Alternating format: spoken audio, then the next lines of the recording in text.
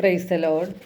സ്നേഹമുള്ളവരെ, വിശുദ്ധ മത്തായിയുടെ സുവിശേഷം 26-ാം അധ്യായം 41-ാം തിരുവചനത്തിൽ യേശു പറയുന്നുണ്ട്, പ്രലോഭനത്തിൽ അകപ്പെടാതിരിക്കാൻ നിങ്ങൾ ഉണർന്നിരുന്ന് പ്രാർത്ഥിക്കുവിൻ. ആത്മാവ് സന്നദ്ധമെങ്കിലും ശരീരം ബലഹീനമാണ്.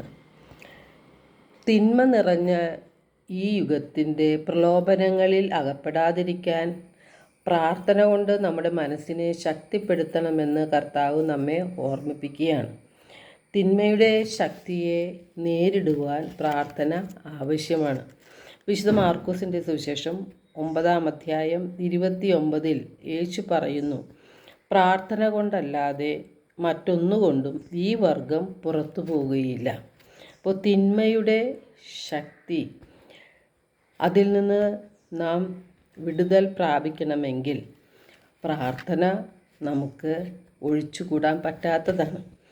എന്തുകൊണ്ടാണ് നമുക്ക് തെറ്റുകൾ പറ്റുന്നത്? വിശുദ്ധ ലിഖിതങ്ങളോ ദൈവത്തിൻ്റെ ശക്തിയോ അറിയാത്തത് കൊണ്ടാണ് നമുക്ക് പലപ്പോഴും തെറ്റുകൾ പറ്റുന്നത്. യേശു പിതാവായ ദൈവത്തോട് നിരന്തരം പ്രാർത്ഥിച്ച് ശക്തി നേടിയിരുന്നു. യേശു പ്രാർത്ഥിക്കുന്നത് കണ്ടിട്ടാണ് ശിഷ്യന്മാർ തങ്ങളെയും പ്രാർത്ഥിക്കുവാൻ പഠിപ്പിക്കണമെന്ന് ആവശ്യപ്പെട്ടത്.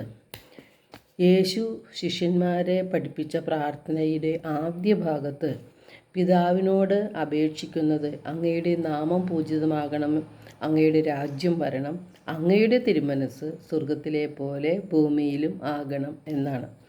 നാം ആദ്യം ദൈവത്തിൻ്റെ രാജ്യവും ദൈവത്തിൻ്റെ നീതിയും അന്വേഷിക്കണം.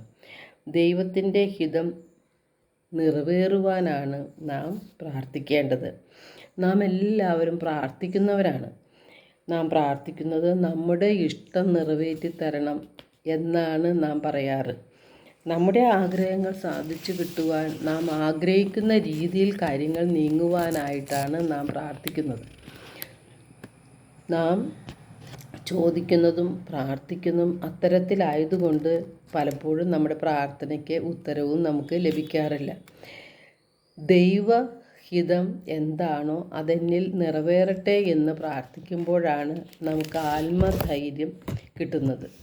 ദൈവത്തിൻ്റെ ഇഷ്ടം എൻ്റെ ജീവിതത്തിൽ സംഭവിക്കട്ടെ എന്നാണ് നാം നിരന്തരം പ്രാർത്ഥിക്കേണ്ടത്.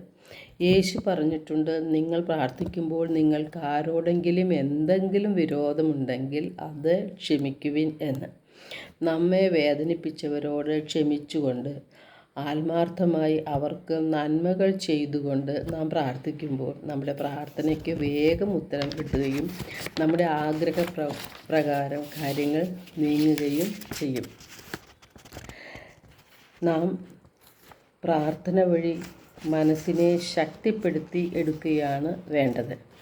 നാം പ്രാർത്ഥിക്കുന്ന കാര്യങ്ങൾ സാധിച്ചു കിട്ടിയില്ലെങ്കിൽ നമ്മുടെ വിശ്വാസവും നമ്മുടെ പ്രാർത്ഥനയും നാം തള്ളിക്കളയുകയാണ് പലപ്പോഴും ചെയ്യാറുള്ളത്. ദൈവത്തെ സ്നേഹിക്കുന്നവൻ തൻ്റെ സഹോദരങ്ങളെയും സ്നേഹിക്കും. നന്മകൾ ചെയ്തുകൊണ്ട് നമ്മെ വേദനിപ്പിച്ചവരോട് ക്ഷമിച്ചുകൊണ്ട് അവർക്ക് നന്മകൾ ചെയ്തുകൊണ്ട് പ്രാർത്ഥനയിൽ സ്ഥിരതയുള്ളവരായി ദൈവത്തിൽ അടിയുറച്ച് വിശ്വസിച്ചുകൊണ്ട് മുന്നോട്ട് പോകുമ്പോഴാണ് നമ്മുടെ ജീവിതം ധന്യമായി മാറുന്നത്. മറ്റുള്ളവർക്ക് ചെയ്തു കൊടുക്കുന്ന നന്മകളെല്ലാം അല്ലെങ്കിൽ കാര്യങ്ങളെല്ലാം യേശുവിന് തന്നെയാണ് ചെയ്തു കൊടുക്കുന്നത് എന്ന് യേശു പറഞ്ഞിട്ടുണ്ട്. അപ്പോൾ മറ്റുള്ളവരെ നാം അവഗണിക്കുമ്പോൾ, അവരുടെ ആവശ്യങ്ങളെ നാം തള്ളിക്കളയുമ്പോൾ നാം യേശുവിനെ തന്നെയാണ് തള്ളിക്കളയുന്നത്. അതുകൊണ്ട് യേശു പറഞ്ഞ രീതിയിൽ മറ്റുള്ളവരെ സഹായിച്ചുകൊണ്ട് നന്മകൾ ചെയ്തുകൊണ്ട് സ്വർഗത്തിൽ നിക്ഷേപം കരുതി വയ്ക്കുകയാണ് നാം ഓരോരുത്തരും ചെയ്യേണ്ടത്. എല്ലാവർക്കും ഒരു നല്ല ദിനം ആശംസിക്കുന്നു. ദൈവം നമ്മെ ഓരോരുത്തരെയും സമൃദ്ധമായി അനുഗ്രഹിക്കട്ടെ.